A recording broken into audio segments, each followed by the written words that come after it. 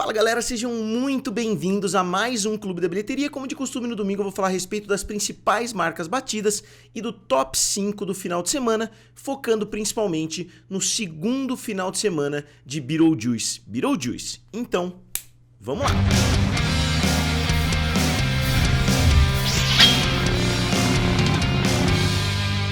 Então pessoal, eu sou o Felipe aqui do canal F, também lá do canal Guerra dos Streamings. Se você me acompanha, você pode ter percebido que eu não postei em nenhum dos dois canais nos últimos dias. Eu tô com um grande evento, tô participando de um rodeio, né, através da minha empresa. Eu fiz algumas postagens, inclusive, lá no meu Instagram, né? Então, eu não consegui fazer absolutamente nada envolvendo o canal. E hoje mesmo eu vou terminar esse vídeo e vou lá pro evento, né? Então eu tô fazendo o vídeo um pouco mais cedo do que o normal. Então, algumas análises que eu prometi fazer, eu vou acabar fazendo no final de semana que vem. Justamente porque eu vou fazer um Clube da Bilheteria um pouco mais enxuto aqui para vocês, para não deixar de fazer mesmo, né? Porque senão eu não ia ter tempo de fazer. Então, começando, o segundo final de semana de Beetlejuice foi novamente muito bom, né? O filme conseguiu segurar grande parte da bilheteria, teve uma queda um pouco maior de 50%, só que o filme teve uma abertura de 111 milhões de dólares, que foi uma abertura muito boa, né? Foi uma abertura bastante surpreendente para muita gente, ainda mais aqui no Brasil, porque o filme original, Os Fantasmas Se Divertem, é um clássico lá nos Estados Unidos, mas eu não diria que é um clássico tão grande aqui no Brasil. Muitas pessoas conhecem sim, né? Mas a gente vê que a bilheteria norte-americana está sendo muito maior do que a bilheteria mundial, porque o filme teve uma abertura sensacional, né? O filme teve um bom segundo final de semana, com uma queda, como eu disse, de somente 53%, trazendo mais 51,6 milhões de dólares. Né? Então o filme já trouxe quase 200 milhões de dólares somente nos Estados Unidos, e mesmo assim o resultado total é de 264 milhões. Então o filme não está com um alcance muito bom quando a gente sai do território norte-americano, justamente pelos motivos que eu falei. O filme não tem o mesmo público, né? Eu tenho certeza que eles vão fazer um terceiro filme. Talvez, né, se eles tratarem o filme de uma forma positiva em um serviço de streaming, se eles fizerem uma campanha para pessoas conhecerem o filme agora, né, aí quem de repente não assistiu o segundo porque não conhecia o primeiro, pode voltar e assistir o terceiro nas salas de cinema. Porque é óbvio, o primeiro chama Beetlejuice, o segundo Beetlejuice, então é óbvio que o terceiro já tem até nome, né, que seria Beetlejuice. Então é um filme do Tim Burton, seria um retorno às raízes do diretor, não exatamente um retorno às raízes, porque ele está fazendo uma sequência de legado ali, como eles falam, né, que é você pegar um filme antigo e fazer uma sequência mais ou menos o que Top Gun fez, né, mais ou menos o que os Ghostbusters fizeram e assim por diante. Então não ele não voltou às raízes originais dele de fazer uns filmes malucos, porque é uma sequência, mas com certeza é um retorno à forma ali, né, do diretor. Eu gosto muito do Tim Burton, eu admiro muito a obra e a criatividade dele. Eu acho que ele teve um período ali que ele produziu algumas coisas mais questionáveis, principalmente os filmes que ele fez para Disney, mas no geral eu acho que o catálogo dele é muito bom. E o filme fez 264 milhões e custou 100 milhões, então ele vai ser lucrativo, ele já é praticamente lucrativo por qualquer matemática aí que a gente faça. O filme vai se tornar lucrativo para a Warner. Agora a questão é quão lucrativo o filme vai conseguir se tornar, justamente por causa dessa falta, né, de um apelo internacional que o filme tem. E o filme original, que teve um orçamento de 15 milhões de dólares, trouxe 75 milhões, né? Então o filme conseguiu fazer várias vezes o seu orçamento. Esse filme não vai conseguir exatamente duplicar esse resultado, mas em termos de dólares de lucro, com certeza ele vai ser mais lucrativo. E é óbvio que a diferença entre um filme lançado em 1988 e em 2024 é gigantesca, mas é legal a gente ver, né, que dois filmes tão distantes vão conseguir ser igualmente lucrativos, ou pelo menos, né, vão conseguir ser bem lucrativos para o seu estúdio. E aqui, só para vocês verem o efeito do mercado internacional, essas são as maiores aberturas da Warner, ou pelo menos as aberturas maiores do que Beetlejuice nos últimos anos, praticamente aí na última década, desde Homem de Aço. E se a gente olhar o resultado desses filmes que tiveram aberturas meio que equilibradas com Beetlejuice, é só a gente ver, né, que o resultado dos outros filmes foram muito maiores. Provavelmente Os Fantasmas Ainda Se Divertem não vai alcançar nenhum desses outros filmes, ó, que fizeram 670 milhões, 874, 749, 702, 772 e 1,4 bilhão.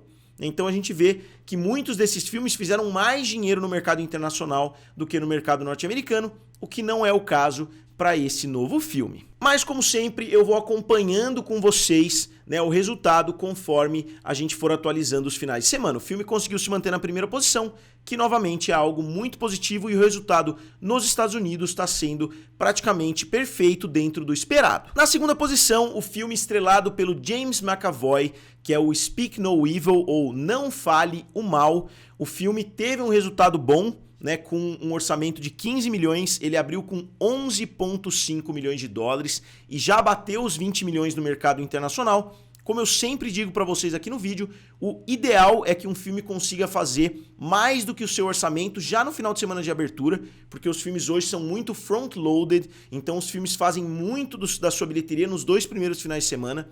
Então o ideal é sempre que ele consiga bater já esse resultado.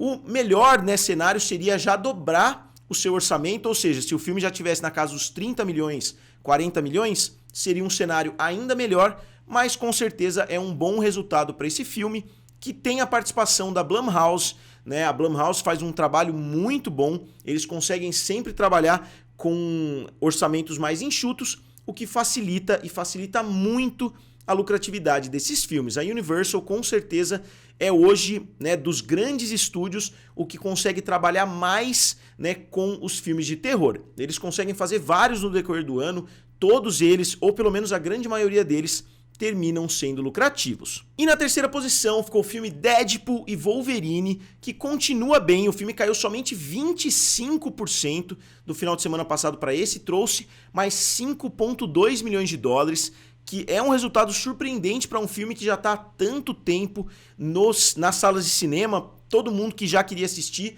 já assistiu, né? Eu não imagino ninguém que depois de quase 2 meses vai pensar, pô, vou lá assistir Deadpool e Wolverine pela primeira vez, né? Eu acho que todo mundo que já teve a oportunidade já assistiu, então acho que são pessoas indo novamente às salas de cinema. Eu, se estivesse num período mais tranquilo, com certeza teria ido ver de novo. É uma coisa que eu adoro fazer, né? Depois que eu vi um filme que eu gostei muito, eu vou de novo. Senhor dos Anéis, acho que eu devo ter ido umas 4, 5, 6 vezes ali em cada um dos filmes, né? Vários outros, Se Beber Não Case, então eu devo ter ido várias vezes também. E o filme continua sendo um grande fenômeno, não vai avançar, né, dentre os filmes da Marvel, porque agora ele chegou no seleto grupo ali de filmes que fizeram realmente muito dinheiro, dos grandes fenômenos da turma dos 2 bilhões, mas se a gente fizer a comparação com os outros filmes do Deadpool, o filme já praticamente dobrou o que os anteriores fizeram, não chegou exatamente a dobrar, mas chegou bem próximo disso.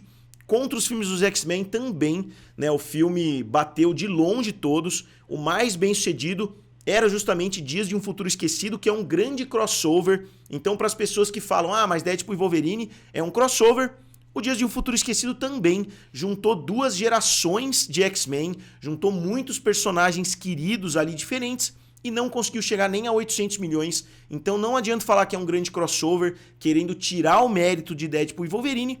O filme está de fato sendo muito querido pelo público, as pessoas que estão indo assistir estão adorando, então não dá pra gente desmerecer o filme falando que é um crossover. Até porque, se a gente olhar os outros crossovers aí da Marvel, esse filme ainda tá muito bem posicionado, né? Ele tá perdendo de longe ainda pro filme do Homem-Aranha, que foi até sacanagem, né? Você conseguir juntar os 3 Homem-Aranhas, obviamente teria um efeito bombástico nas bilheterias. Esse filme deveria estar, inclusive, além dos 2 bilhões, porque ele não teve uma estreia chinesa, e ele teve sim uma estreia um pouco mais enxuta, né, por causa da pandemia. Se a gente olhar, né, o filme que juntou o Tom Holland, o Tobey Maguire e o Andrew Garfield, ele poderia ter sido possivelmente um dos maiores filmes de todos os tempos, o que ele é, mas ele teria com certeza entrado no clube dos 2 bilhões, possivelmente até 2.1, 2.2. E obviamente a liderança entre os filmes R-rated, né, que são os filmes para maiores lá nos Estados Unidos, continua aumentando. O filme já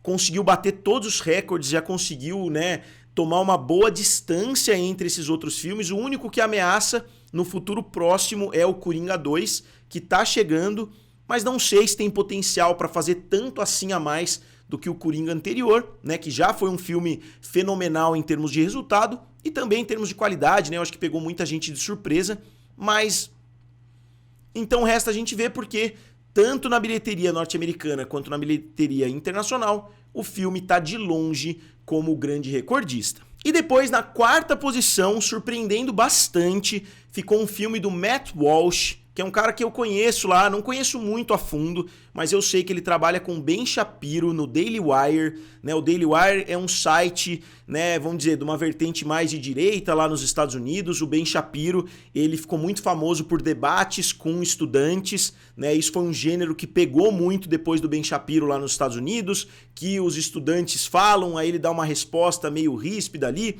aí eles entram num debate rápido. É uma fórmula, né, que está funcionando muito bem. E o Ben Shapiro conseguiu criar um império. Ele, inclusive, está fazendo aquela versão, né, da Branca de Neve, né, se eu não me engano, que é uma Branca de Neve mais fiel à história verdadeira ali, né, digamos assim, a história original, não verdadeira. Eu, particularmente, gosto de algumas coisas do Ben Shapiro, mas não gosto de outras. Eu acho que ele é um cara que tem algumas coisas boas ali em termos de análise, né, quando ele fala do mercado e assim por diante. Mas tem outras vezes que ele dá uma viajada gigantesca. E o Matt Walsh, ele fez muito barulho, né, com o filme O Que é uma Mulher, que também foi um filme muito controverso, que foi lançado acho que uns 2 anos atrás ou até um pouco mais.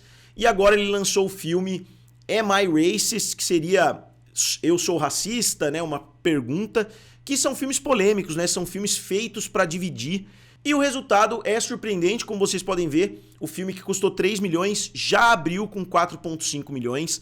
Provavelmente não vai ter uma distribuição internacional, né? Então o filme pode conseguir angariar, né, muitas pessoas que podem, por causa de controvérsias ali na internet, podem ir assistir o filme. Então tem potencial para o filme fazer muito dinheiro, tanto para o Matt Walsh quanto pro Ben Shapiro, porque o Daily Wire foi justamente a produtora do filme. E fechando o top 5, ficou o filme Reagan, né? Eu fiz um comparativo meio que de zoeira, né, de filmes envolvendo presidentes, e o filme não tá tendo um resultado muito bom, com um orçamento de 25 milhões, ele ainda não chegou a 25 milhões nas bilheterias, e o filme trouxe somente 2,9 milhões, então agora mesmo que as quedas não sejam tão acentuadas, o valor está sendo tão pequeno que já é fora de cogitação esse filme vir a ser lucrativo. E outro filme com um grande elenco, né, o filme The Killer's Game, da Lionsgate, começou com só 2 milhões de dólares, o filme teve um alto orçamento, não conseguiu entrar nem no top 5, me lembrou o filme Borderlands, que chegou algum tempo atrás,